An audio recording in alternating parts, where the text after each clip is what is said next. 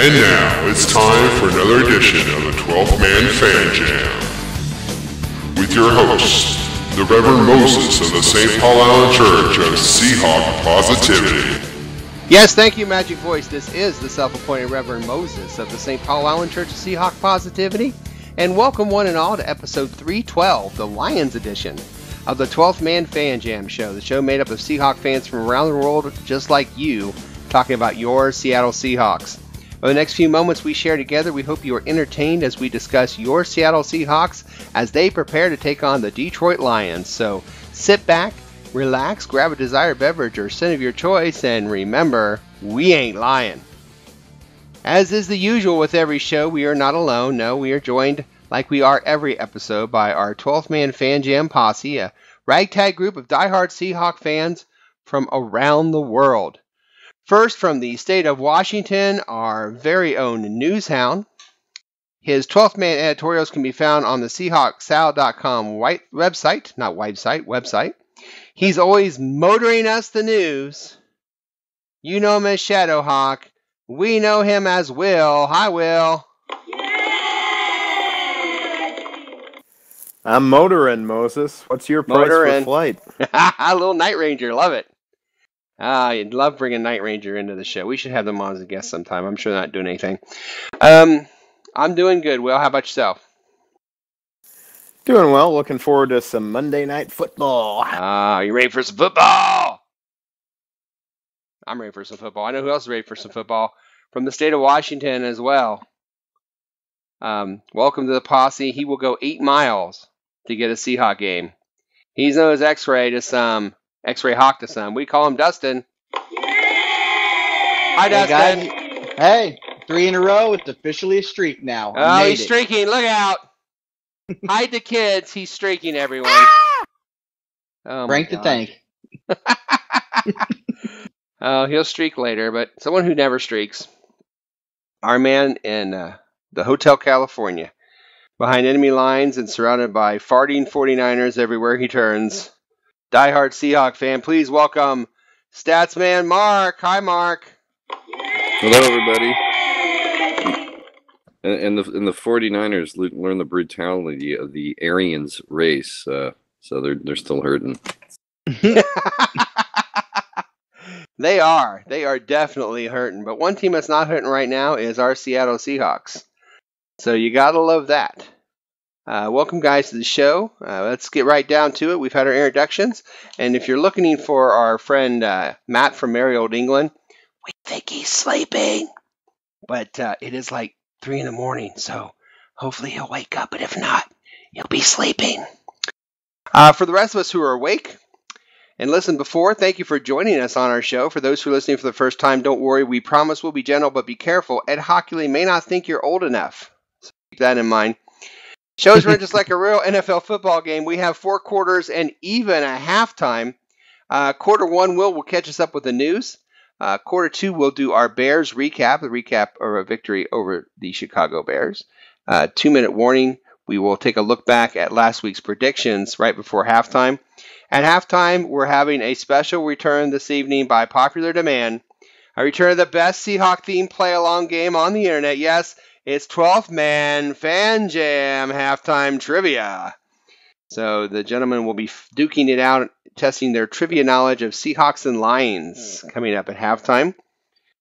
Quarter 3, we do our drink of the week. We do injury stats and the lines of the game between your Seahawks and the Detroit Lions. And quarter 4, we finish up with our predictions, our prognostications, and game balls. In addition, throughout the show, as a public service to our listeners, I'll be sprinkling little tidbits of useful information as I help all Seahawk fans differentiate between real Lions and Detroit Lions in a little section I like to call For Now You Know. For example, here's a For Now You Know about the Lions. Like many cats, lionesses headbutt themselves in greeting. Most Detroit Lion fans are often just butt heads. The more you know. Okay. True. Very true. Throughout the show, we're going to have those. So something to look forward to. I know. I can't wait. Before we start, however, we'd like to remind you to like, share, subscribe to the Seahawk Positivity YouTube channel. Contact us? How about contact us? Contact us on this thread or in the comments section of this video for feedback or emails at 12thmanfanjam@gmail.com. Tell us what you think, good or bad. We don't mind. And please join our Facebook group, 12th Man Fan Jam Show. We have lots of Seahawk discussions and fun there. All of our shows, outtakes, some other fun videos and pictures will be posted there as well. Come join in on the fun and discussion. Also, we're on Twitter at Seahawk Positivity. Let us know your thoughts there. And let's go ahead and get started in the first quarter with news.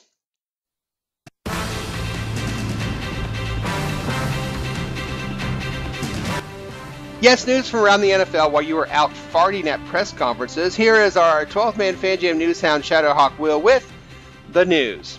Brought to you by our sponsor, the St. Louis Rams Charcoal Grill. Ignites the first time, every time, and then some. Vacuum cleaner sold separately. Hi, Will. What do you got for us? Well, Moses, most of the people listening probably were watching the Seahawks-Bears game, but you had a pretty good game going on in your backyard with the Colts beating the Titans 35-33. Indeed, they did, barely. Yeah, well, one of the key plays in that game was a fake punt by Colts punter Pat McAfee. It wasn't actually a called fake punt, though. McAfee had said after the game that he decided to run after moving to his right to field a bad snap. If I happen to get a snap that brings me out of the pocket a little bit and I see that the edge is wide open, I kind of got the green light. And that's talked about probably once in training camp, but if that situation ever pops up, you'd better go ahead and get it. But if I don't get it there, I'm probably walking back to a punch in the face from Coach Pagano and Tom McMahon, our special teams coach. Very happy we got it. So, it's all a matter of motivation, I guess. I know you guys don't know McAfee, and I don't know him per se, but of course, being in the Indiana area and down the street from where the Colts play, he's on the radio a lot. He has his own show over here. He's on TV, and we have a really cool punter. John Ryan is a really cool guy. He seems to be. But I'm telling you, if he's the coolest punter, McAfee is a close second. This guy is hysterical. He's one of the funniest guys in football, and I cannot imagine a locker room with him and Hasselbeck in the same locker room. That's just, to me, I cannot imagine what that locker room is like with those two guys. But McAfee is hysterical. He's the kind of guy that, you talk about the guy hanging out at the bar and just, being there till 2 a.m. This is him. He's hysterical. So I can totally see him saying that punch in the face remark. He's not a ninja warrior like our punter, though. No, no. No, and I wonder if those coaches, Coach McCable in Oakland, because that seems like how they ran things over there. So, oh, dig on our own coach, but I dig it. Hey, Mark, would you punch a punter in the face? No, I'd have Chris Cluey do it for me.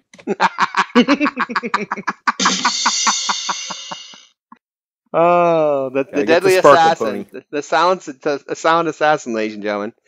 Mark. With a punter who takes a chance and a punch in the face from his coach, that would be fun to watch, right through the face mask. But I tell you what, the way he described that play, you kind of wonder if like that 8 Mile song by Eminem was in his head when he's running. That you have one opportunity, one chance. Hey, you know what it is? He's coming off the field, and Pagano's looking at him. He's going, well, "You said in training camp, if I had the chance, I could do it. You said that 3 weeks ago." Well, not really, because it worked. I'm sure he came off the field and said, "Hey, Coach, should we just tell everybody we planned that?" And it worked. So get off my back. I remember Holmgren saying stuff like that about Brett Favre, where he was like, I'd tell him to do something, and then he would just ad-lib and do his own thing, and I'm like, no. I was like, oh, it worked. Great play, Brett. Oh, I remember. I wish I could remember the name of the player or the team, but there was this kicker in college football, and he went in for halftime. Their team was losing, and the coach was just lighting into him all through halftime, and he didn't have he had to pee really badly, and he didn't get a chance to go. So he's going out there, and he's got to kick the opening kickoff of the second half, and he's holding it in. So he's using all of his efforts to hold it in, and because of that, he can't kick it very far. But it went right into the back of one of the return team guys, and it bounced to one of his own players.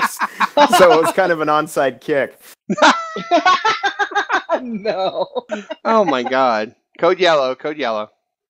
That is amazing. That's pretty amazing. Oh, Will, what other amazing stories do you have for us today? Well, maybe Matt's not sleeping. Maybe he's helping the Jets bring in all their items for their game in London this Sunday.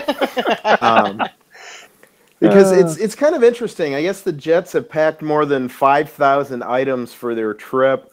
All sorts of supplies. They flew the head chef of the London hotel they're staying at into New York to observe how the food is made. They're really paying a lot of attention to detail, but probably the best item that they are shipping was 350 rolls of 2-ply toilet paper for them to use during their trip to London. Because apparently, and I've been in England, but I did not know this, apparently the toilet paper used in England is thinner than our standard 2-ply stuff over here. And, the Jets don't want to take the chance of any chafing, so they're bringing along their own stuff. Double up, fellas. Yeah, dude. Dave Wyman had a great line about that the other day. He said, "He's like, well, that's great, but that's only enough for the offensive lineman. What's everybody else going to do?" Oh, I see now. Probably, probably skill position guys, then O linemen, then everybody else gets to scramble. Without a doubt, I've never thought about traveling abroad. I've never traveled abroad.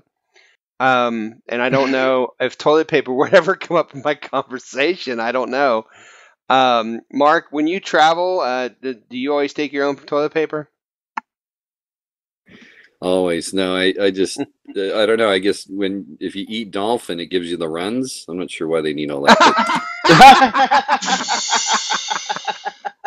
Depends on what kind of tuna it is, I guess. Pretty good with a little hot sauce, though. Yikes. Oh my God, that's awesome. Yeah, the Jets carrying toilet paper. They stink up the place anyway, so I guess they figure they better take a little extra. I don't know. Well, that defense is the shit, though. So.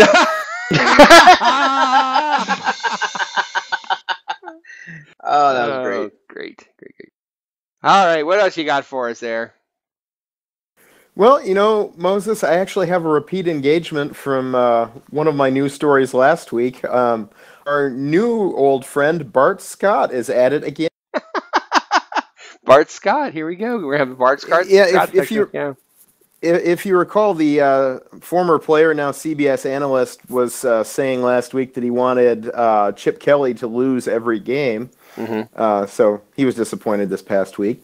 Right. But now he's teeing off on Tom Brady. First, he compared him to Ben Roethlisberger, saying Ben's the kind of guy who can go sit with the D lineman, and they're like, "What up, Ben? He's one of us. He had a tough guy mentality." Quote, "There's nothing tough about Tom Brady. The toughest thing about Tom Brady is his chin because it has the dimple in it, which is characteristic of most superheroes." Scott also made fun of Tom Brady for, quote, looking like a dork while trying to give high fives, and said, "You seen him dance? He's a cornball. It's fine. He's a cornball that was a 6th-round draft pick that became maybe the best quarterback in the history of football, and he has a hot wife. He has a great life, and he has a bunch of hardware. That's great. But does that not make you a cornball? No, he's still a cornball." So I'm hoping we get to hear more from Bart Scott as the. He's becoming a favorite, there's no doubt about it. So, Mark, would you call Tom Brady a cornball? Well, Moses, I would describe him as a deflated cornball, but who's still greater than the commish. Words well heated. The cornball of Tom Brady. Dustin, what's your view on calling him a cornball? I don't know. He's more of the asshat variety, in my opinion. So. And Will, cornball or yay or no? Would you call anyone a cornball? I guess. Just RG3. Yeah, I can understand. RG3. I don't know. Cornball sounds like something I would call a hick. I don't think Tom Brady's a hick. He's kind of a modern big city cornball, I guess. But I wouldn't call that a cornball. I'd call it a yuppie or something. I don't know. But I know what I call this. I call this the end of the first quarter. But before we go to the end of the first quarter, I do want to share one story that Wood did not share. Will, are you familiar with the press conference from Mr. Tom Sulu, the head coach of the 49ers? I'm not sure about which one in particular. Well, following their loss to the Cardinals, the big loss to the Cardinals, Jim Tom Sulu had a press conference, and, well, I'll play and see if you can tell me if you hear what I hear. Now, listen very closely. It'll happen. The section will happen 3 separate times, and there is a sound. This was not put in, by the way. This was not. This audio was not fooled with in any way, shape, or form. Okay. So here we go. See if you can catch what I'm thinking about. Nothing but respect for them. A lot of examples in football history of good quarterbacks losing their confidence after things sort of. Nothing but respect for them. A lot of examples in football history of good quarterbacks losing their confidence after things sort of. Nothing but respect for them. A lot of examples in football history of good quarterbacks losing their confidence after things. Did you hear what I heard? Well, they stunk up the joint in more ways than one. Yeah. Apparently, Mr. Tom Sulu just couldn't wait. And I thought it was one of his more intelligent answers, to be honest. Well, he's a big guy. He's a big guy, you know. But what's funny, before we go to the end of the first quarter, is that I went back to the day he was hired. And the funniest thing is that, strangely enough, I heard, I don't know, you know, this could have been added on later. I don't know. But this is him at his introductory press conference. So let's see if you can hear. Now, listen carefully. Did you hear anything? I don't know. Did you catch anything there? It sounds like he's maybe, I don't know, is he? Obviously, I'm very proud to be standing here right now. Okay. I understand I'm hearing, the journey is an unusual one. I'm hearing some stuff in there. I don't know, guys. Did you hear anything in there? I think that's how you get pink eye. Yeah, I don't know. I don't know. Anyway, we all know the 49ers are full of crap anyway, and we'll end the first quarter now. It's the end of the first quarter, bitches. Thank you, as always, for a wonderful news section. Anytime, Moses. We will take a quick break here. Lots of shows still ahead. We're going to play trivia. We preview the Lions game, but up after this break, it's a second quarter, and we look back fondly at last week's game against the Chicago Bears. We'll be right back. You're listening to the 12th Man Fan Jam on the Seahawk Positivity YouTube channel. All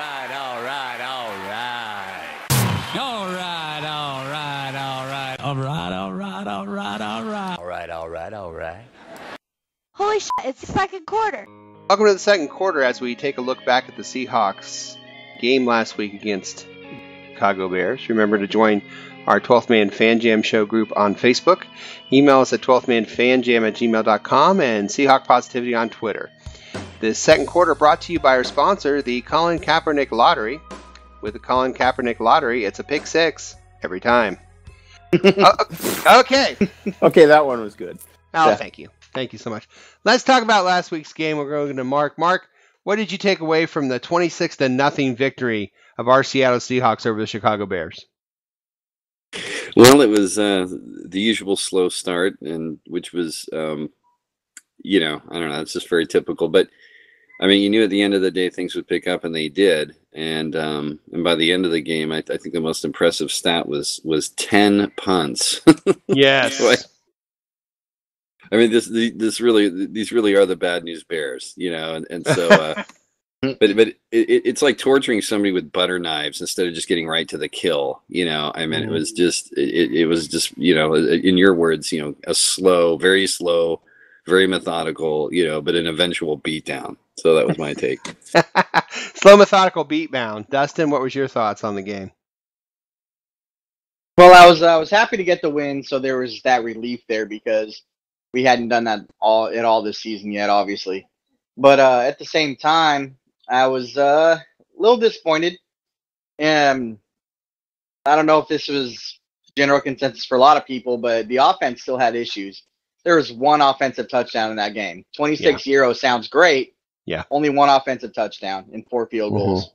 That other touchdown came from Tyler Lockett on special teams. So it is a little worrisome, but I think they're taking steps to get head into the right direction. Jimmy Graham getting going was great.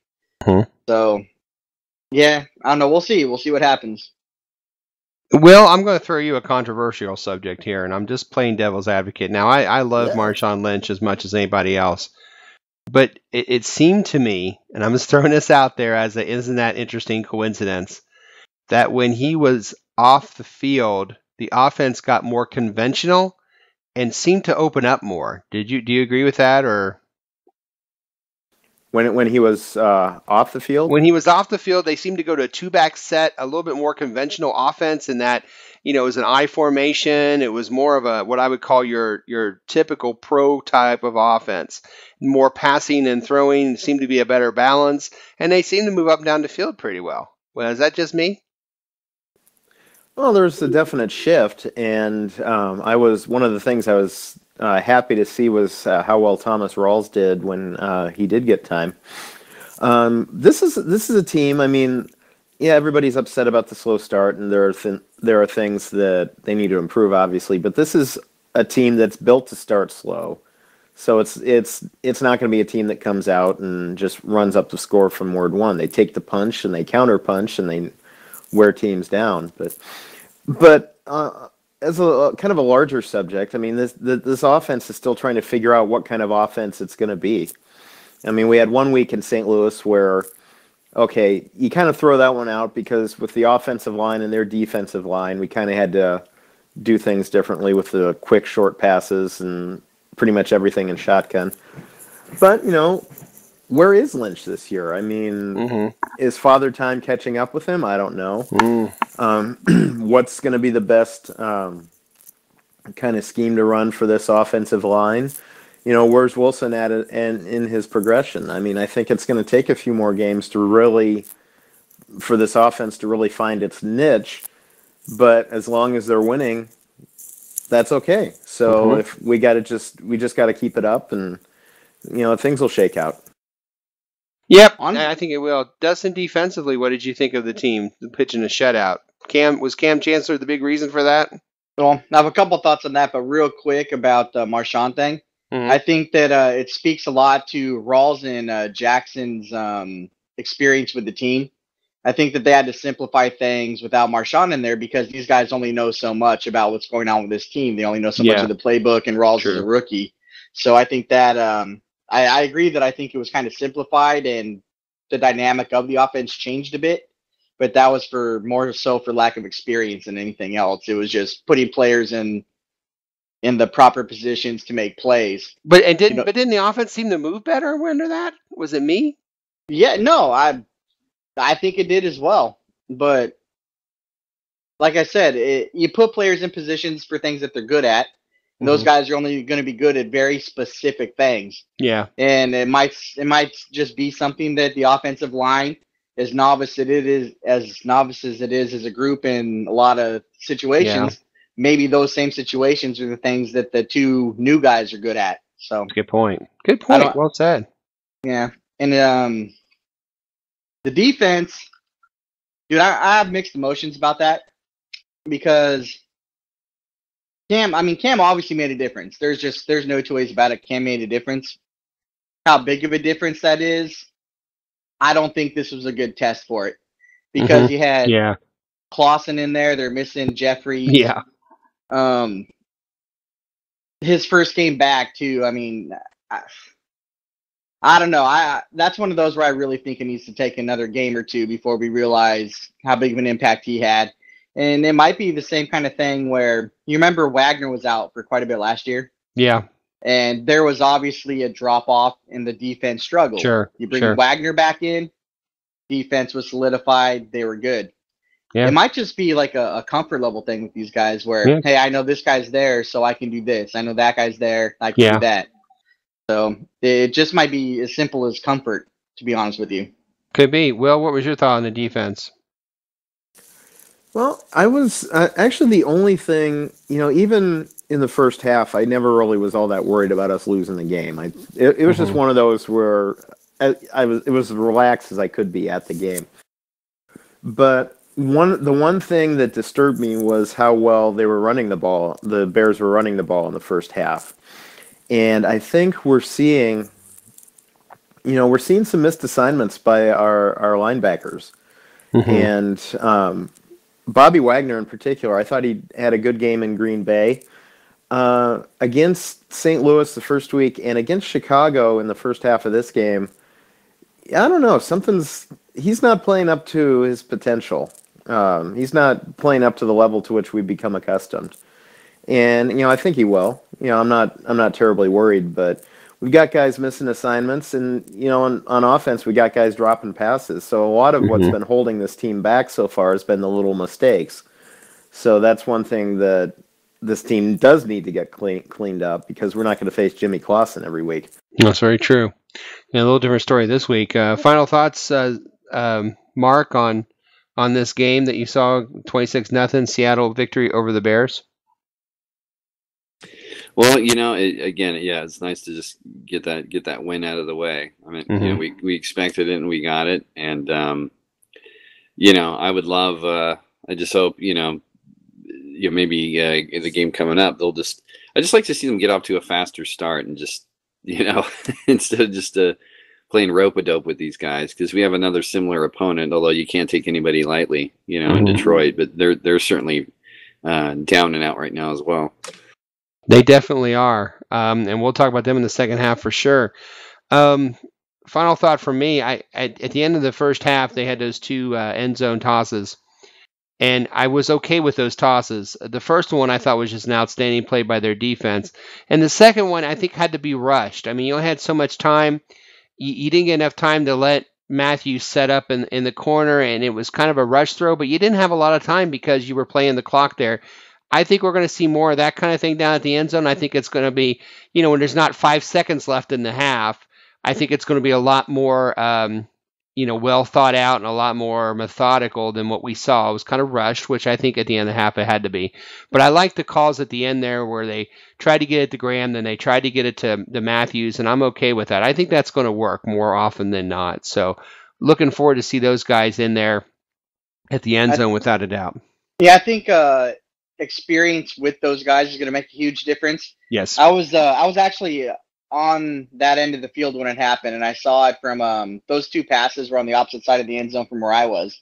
I was hanging out watching from there, and I had the same thought on both passes. I was like, Russ, bad spot. Throw that ball in the air.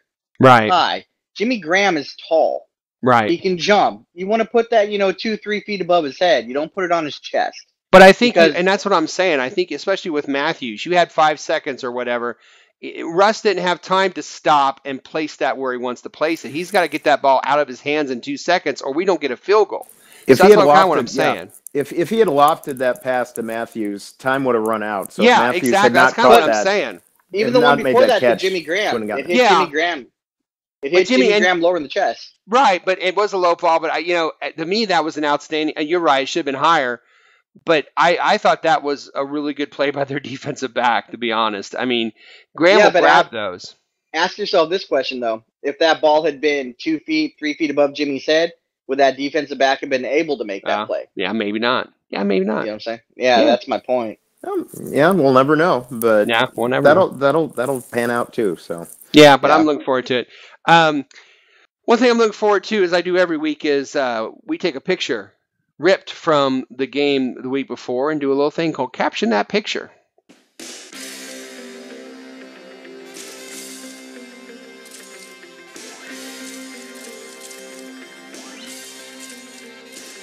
Yes, Caption That Picture. We take a picture from the game before for the Seahawks, and this week against the Bears. And we capture our own picture. This picture you see is a very, very happy Richard Sherman. He seems very excited or happy about something. Will, do you have a caption for this picture? After seeing Cam Chancellor jog onto the field, Richard Sherman single-handedly sets the noise record for loudest scream. Yes, and I completely botched that, but oh well. the gist of it came through. Take two. Take two. Hey, Will, caption that picture. After seeing Cam Chancellor jog onto the field, Richard Sherman single-handedly sets the Guinness Book of World Record for loudest crowd noise. We'll take that one.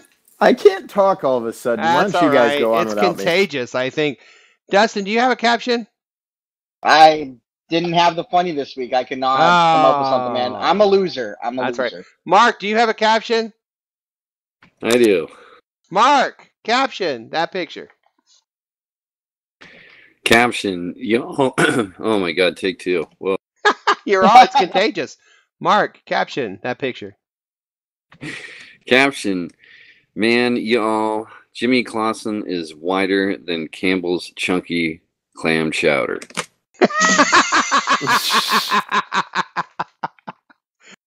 That's white.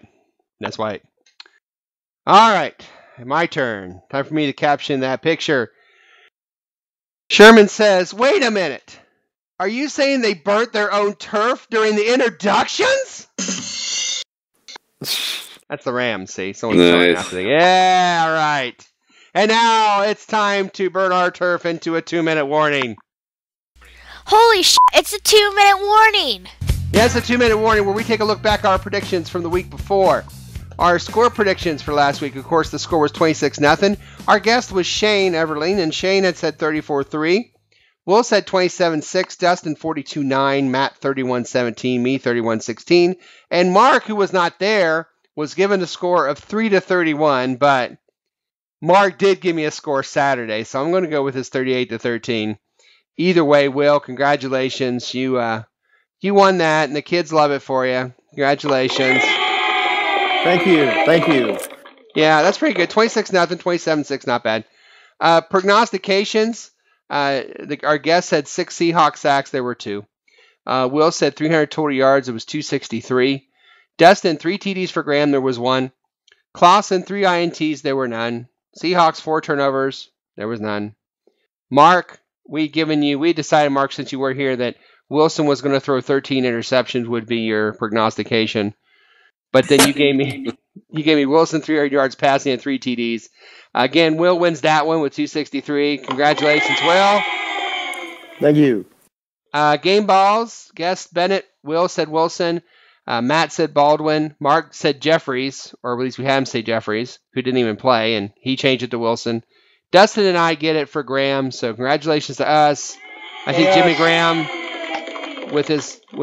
came on second half and did great. Our week 3 scores were a lot lower than we've been in the past. Dustin and I had 3 points. Will had 2, which means our overall scores. Will is currently leading with 11. I'm second with 10. Dustin 9. Mark 7. Matt 4. And the guests have 3. So, that being said, let's go on to halftime.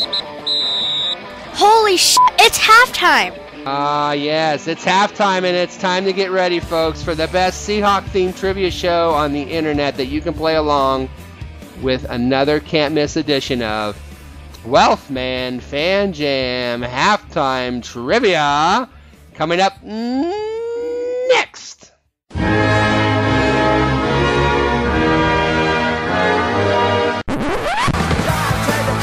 Hey, this is Matt, all the way from merry old England, and you're listening to the 12th Man Fan Jam.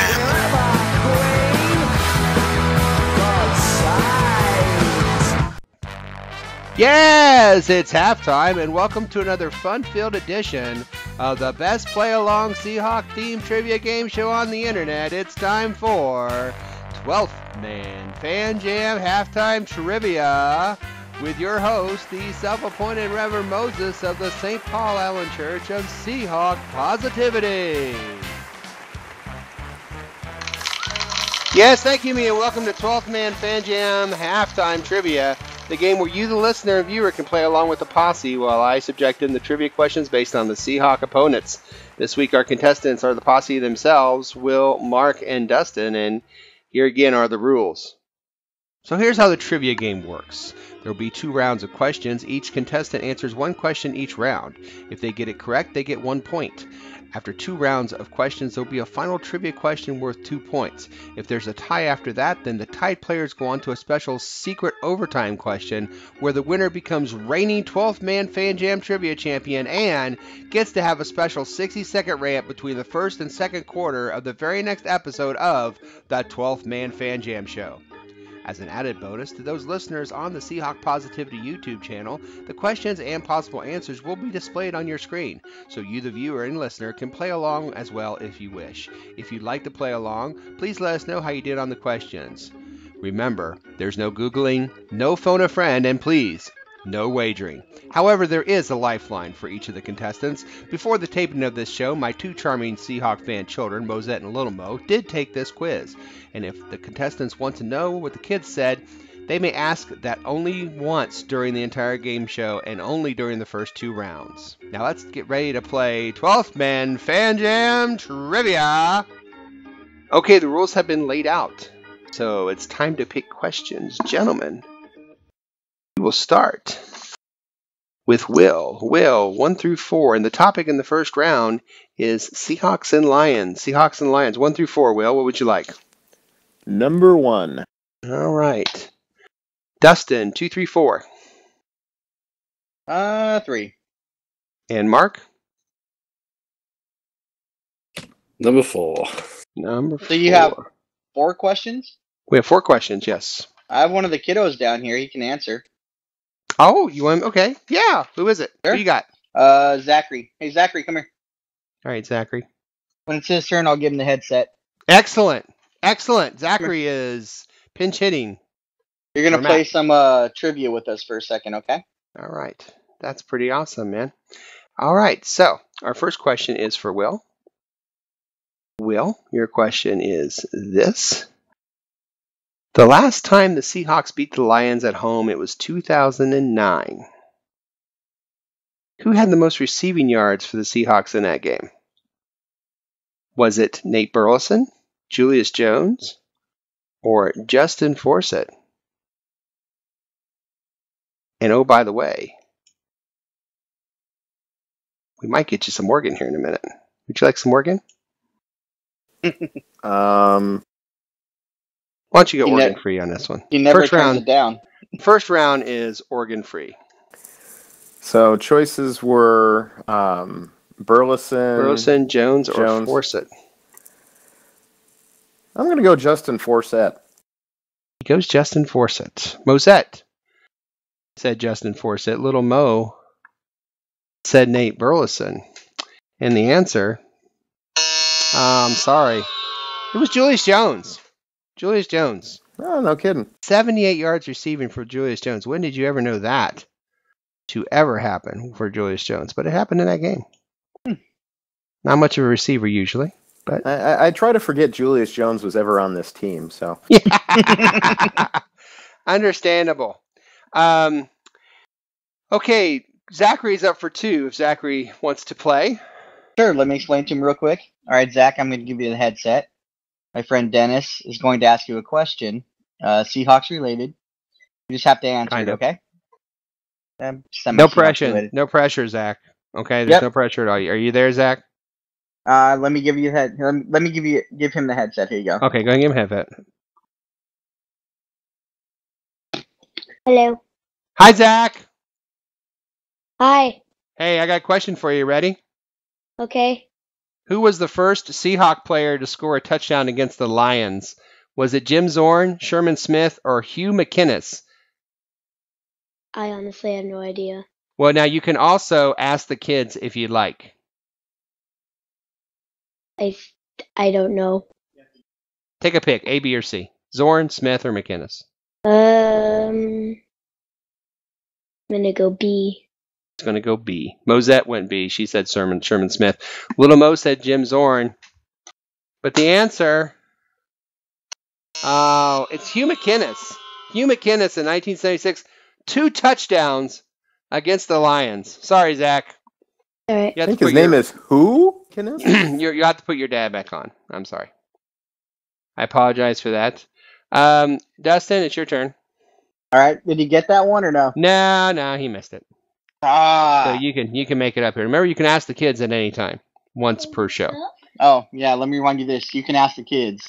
I told him. 2 kids. Yes. Okay. No. So he has to do the dishes now. Oh, okay. Bye, Zach. Thanks for doing. No. I'm just saying because you got it. I'm just saying because you got it wrong. Oh, okay.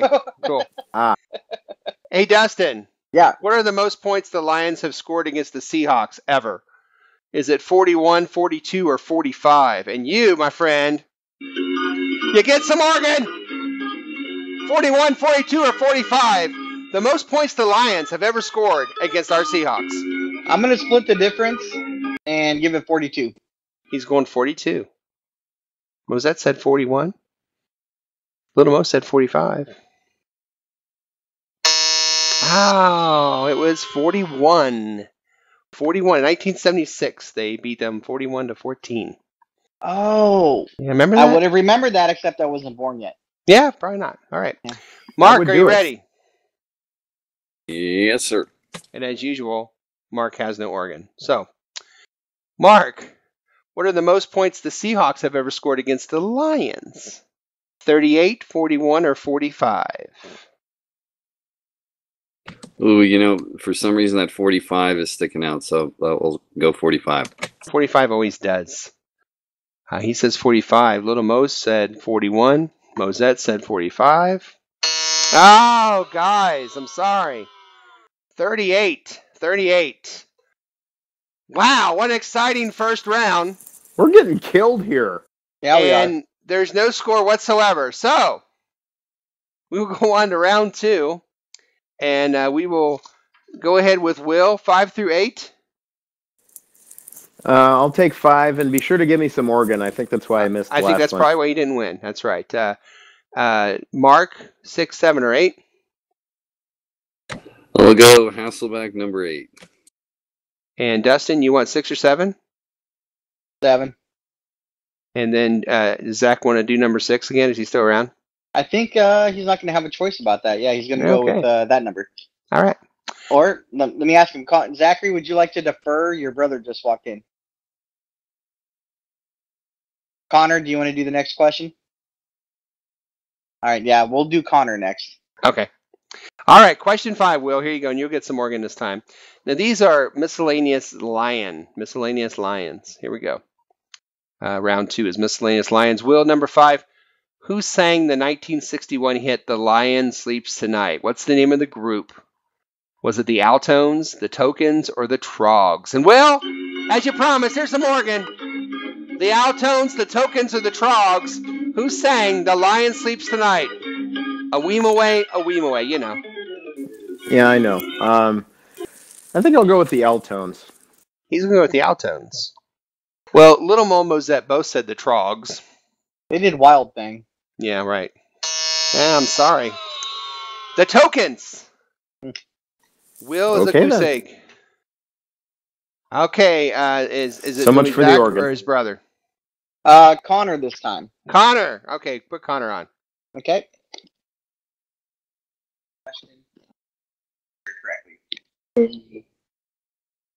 Okay. Hi, Connor. Hi. Hey, I got a question for you. Ready? Yeah. Connor, when were you born? What year were you born? August 13th. No, what year, 2003. buddy? 2003. Okay, well, listen. I feel back old. Back in 1965, there was a Cross-Eyed Lion movie. Was it Clarence the Cross-Eyed Lion, Herbert the Cross-Eyed Lion, or Leo the Cross-Eyed Lion? What do you think? What sounds like a good cross-eyed lion? Clarence, Herbert, or Leo? Herbert. He's going with Herbert. My kids went with Leo. They liked Leo. You went with Herbert? Oh, it's Clarence. Clarence the Cross-Eyed Lion. Ah. I was thinking Clarence. Ah, I know. You get half a point for that. No, I can't do that. But thanks for playing. If it helps, Connor, we have no idea where he comes up with these questions either. Yeah, they don't. And it's been a goose egg tonight. We need Matt and his power of guessing. But thank you for playing. Okay. All right, give the headset to your dad. It's his turn.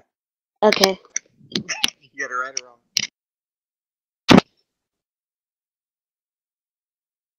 Dustin, are you there? Yeah, I'm here now, yes. Hey, Dustin. Yeah. Hey, man, your kids suck, man. Yeah, they're not good at this game. Hey! That's what happens when you're born, 20 years before anything has to do with the question happens.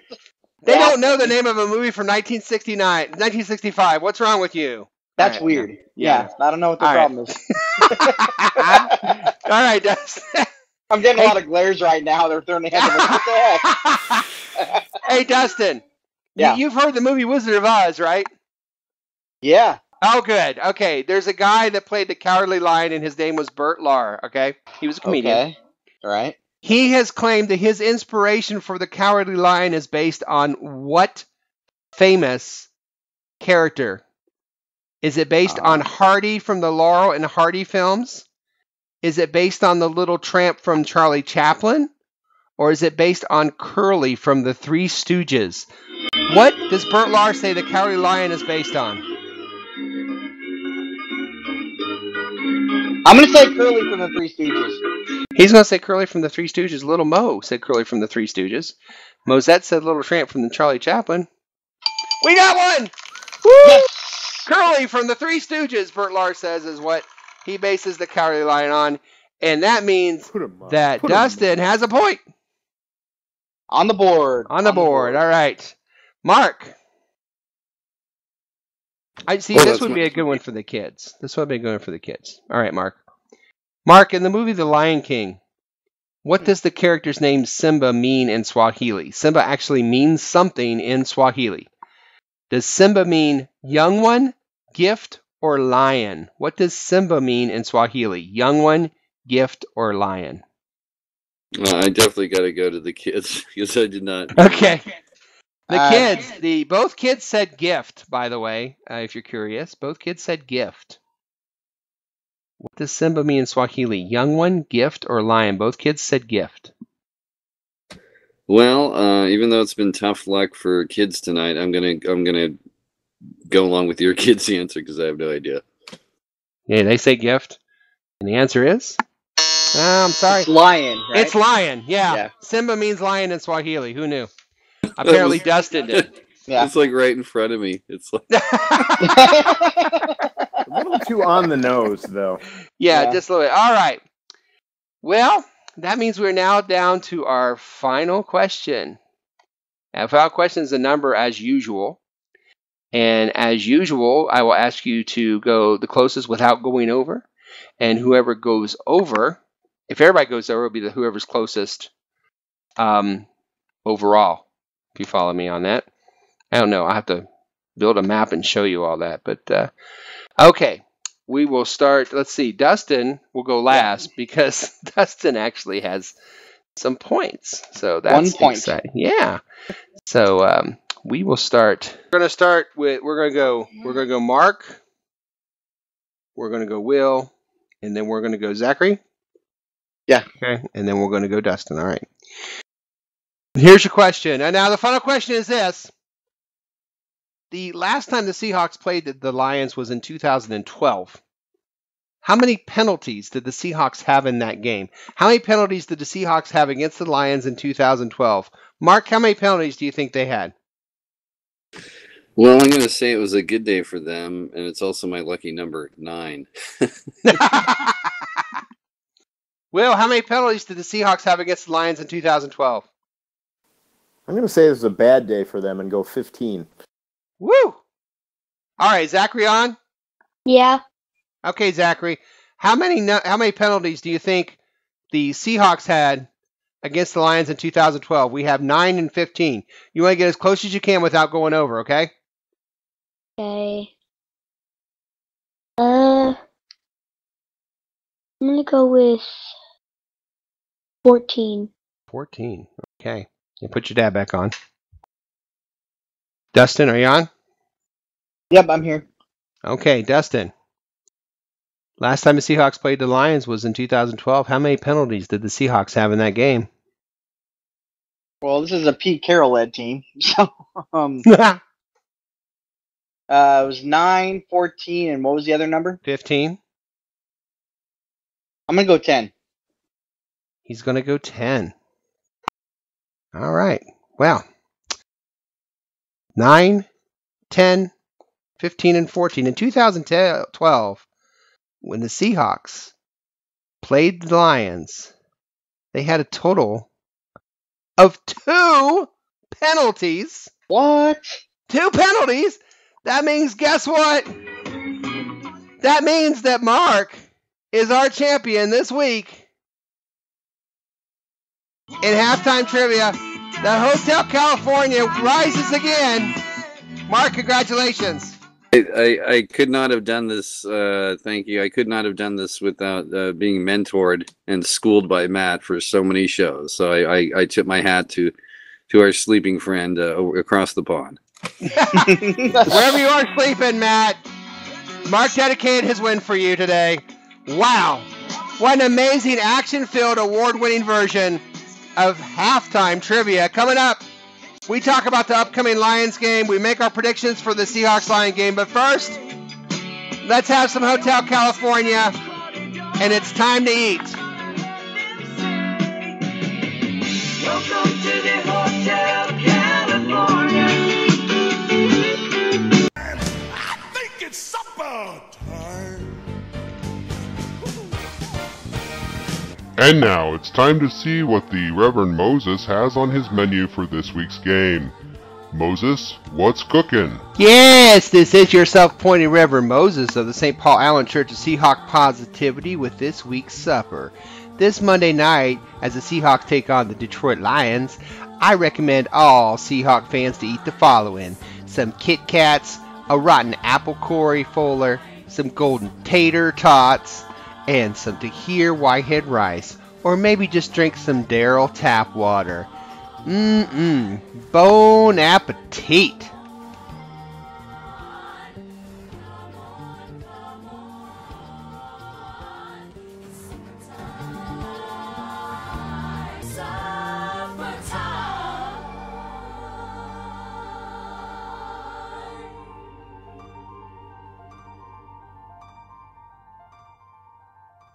Holy shit, it's the third quarter. Yes, welcome to the second half of episode 312 of your 12th Man Fan Jam show. I am your self-appointed Reverend Moses of the St. Paul Allen Church of Seahawk Positivity, and the third quarter for this episode is brought to you by the Ed Hockley Wine Delivery Service. Just make the call, and if you're old enough, you'll get that call with the Ed Hockley Wine Delivery Service. Hey, speaking of wine, we just had dinner. Time for a new feature we like to call our Drink of the Week.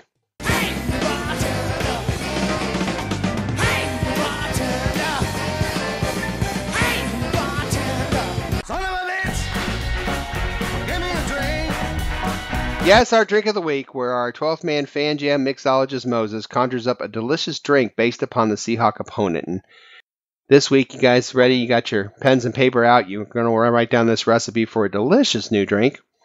You take some Hootie Delight beer, some Detroit Lager, and some Roaring Lion energy drink. So you have some Hootie Delight beer, some Detroit Lager, and some Roaring Lion energy drink.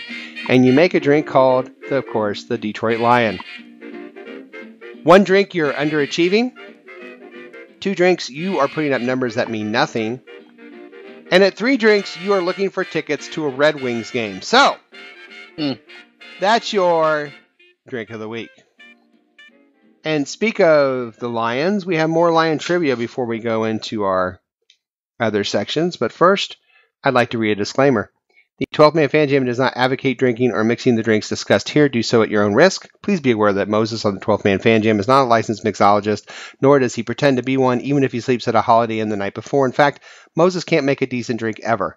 Even his milkshakes suck. So does his Kool-Aid. He once mixed root beer and a root beer schnapps once. Really, what kind of person thinks that's a good idea? So attempt the previous drink at your own risk. And remember that this was done for entertainment purposes only. And always remember to drink responsibly. So before we talk about injuries, stats, and lines, some Lion trivia for you some more. It's important to note that Lions are the second largest living cat after the Tiger. Detroit Lions are currently the fourth best team in the NFC North. And also in the wild, male lions seldom live longer than 10 to 14 years. Lion fans have often had to wait 10 to 14 years or longer for a playoff victory. So, some Lion trivia, just so now you know. But let's go ahead and talk about our key injuries since Panic Mac is sleeping. We'll kind of, real brief between us, talk about the injury to Marshawn Lynch. Dustin, if Marshawn can't go, how does this affect this team Monday night? There's going to be a significant drop-off in Skittle consumption. Other than that, man, I think Rawls proved last week that he's a gamer.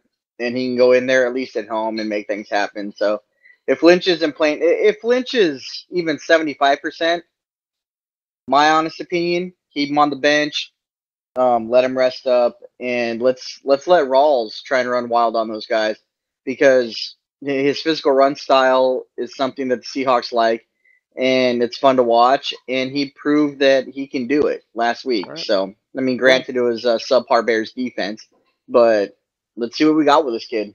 Sure. Zorni, what are your thoughts on that if he can't go?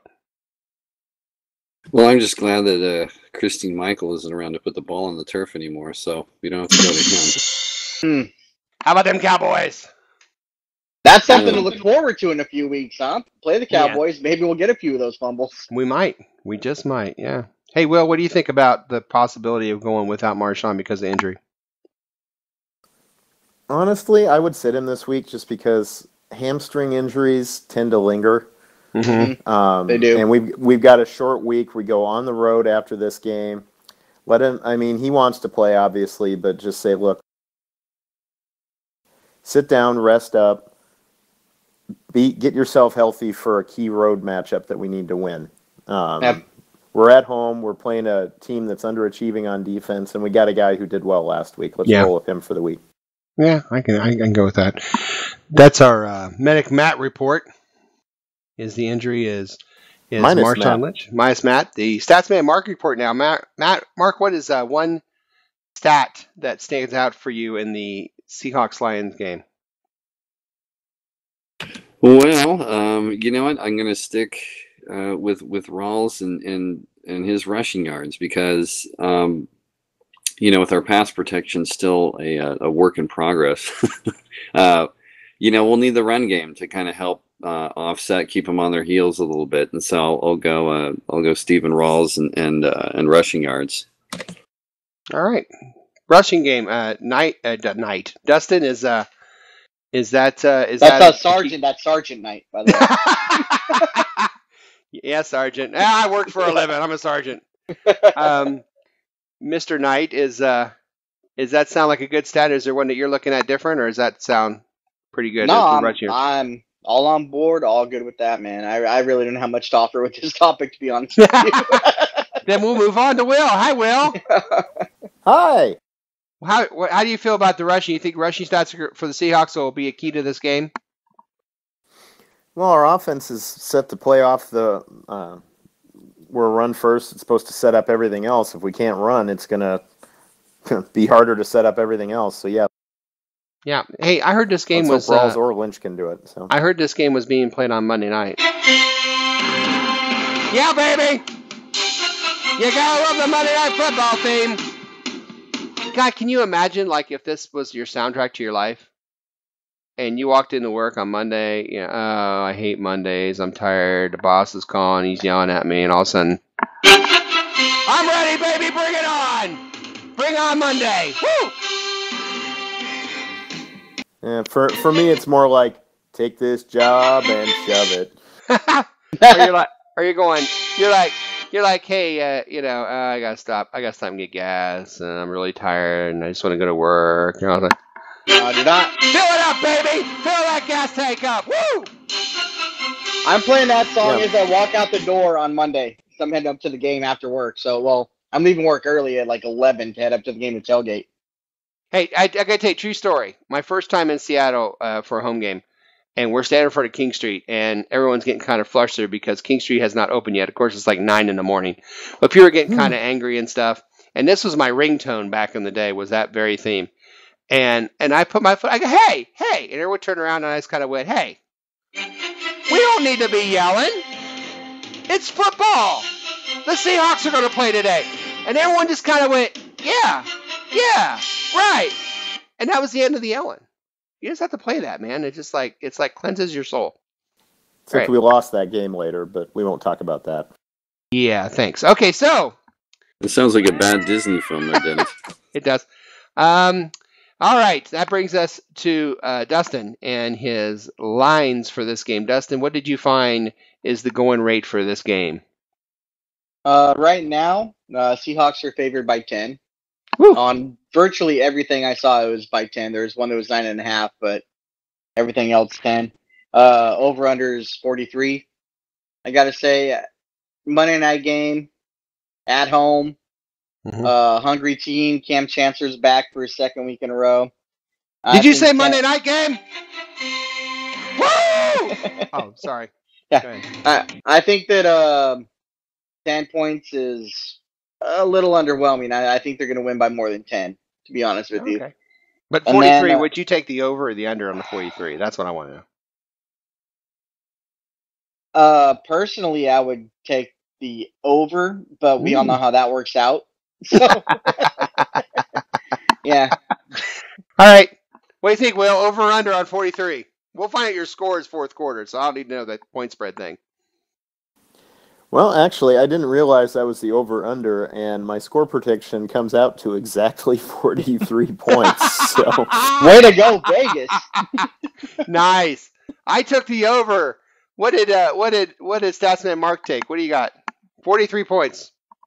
You know what? I have this going over by 1 point. Wow, way to go, Vegas. All right.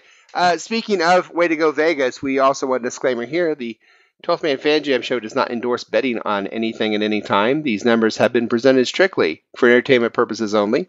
Please don't take this or anything we say on this show seriously, ever. I mean, really. We're just a bunch of subs with a mic. Okay. Thank you, Vegas Knights. Thank you, Statsman Mark. And thank you, Matt. Let's get ready for the fourth quarter.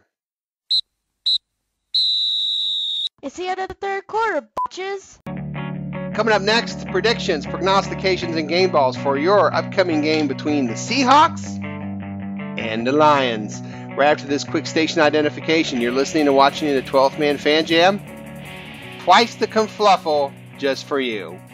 We'll be right back. You're listening to the 12th Man Fan Jam on the Seahawk Positivity YouTube channel. We have great fun recording. And now, it's time for the fourth quarter of the 12th Man Fan Jam. Here to lead us through the final quarter is once again our host, the self-appointed Reverend Moses of the St. Paul Allen Church of Seahawk Positivity. Yes, welcome to the fourth and final quarter of episode 312, the Lions edition of your 12th Man Fan Jam show. It's finally time for our predictions, our prognostications, and game balls for that very game between your Seattle Seahawks and the Detroit Lions on Monday night. This year we are keeping score on how well our predictions go. The scoring will be like this, as you see. Anyone who wins a game ball gets 3 points. Prognostications get 3 points if they're on the button, and if not, then the closest gets a point.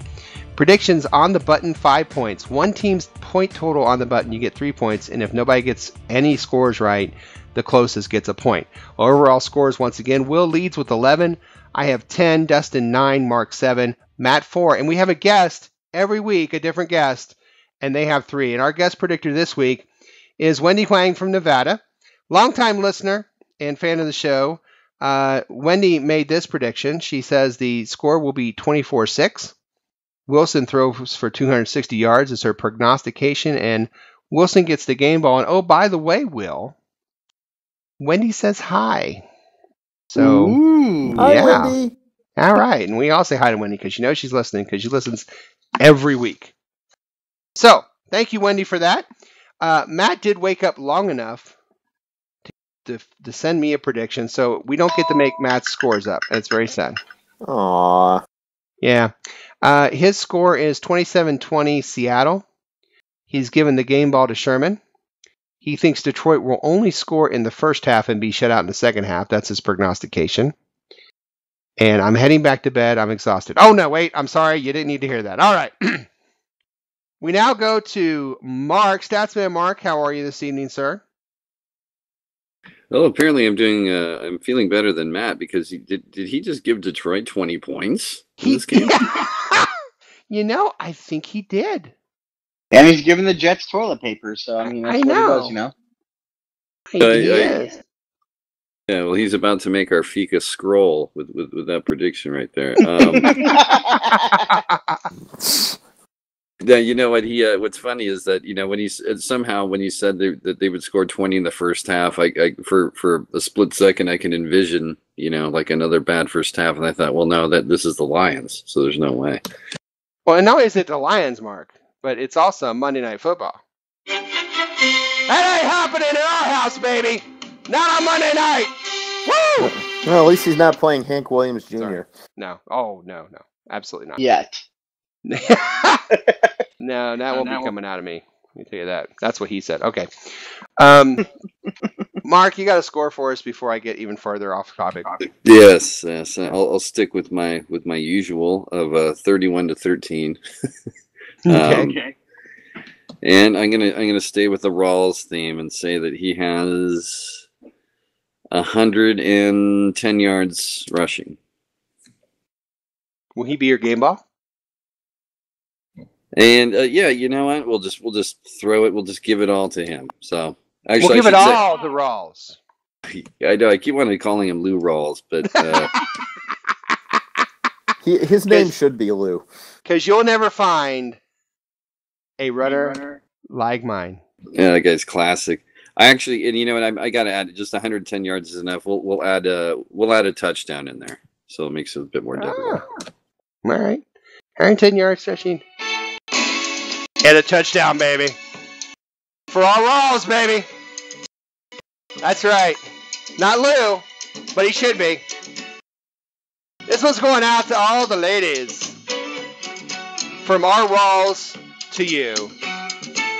Oh, yeah. Someday he'll sing, but we'll talk about that later. Well, I'm getting this geared up here for Mr. Rawls.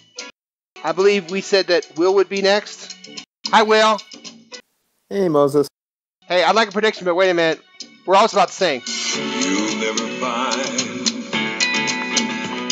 as long as you live. Oh, yeah. Someone who loves you. Tender like I do. All right. I bet he hears that all the time. Okay, Will. Got a score, prediction, and prognostication. My prediction is Seahawks 26, Lions 17 in a game that's not as close as the score makes it look.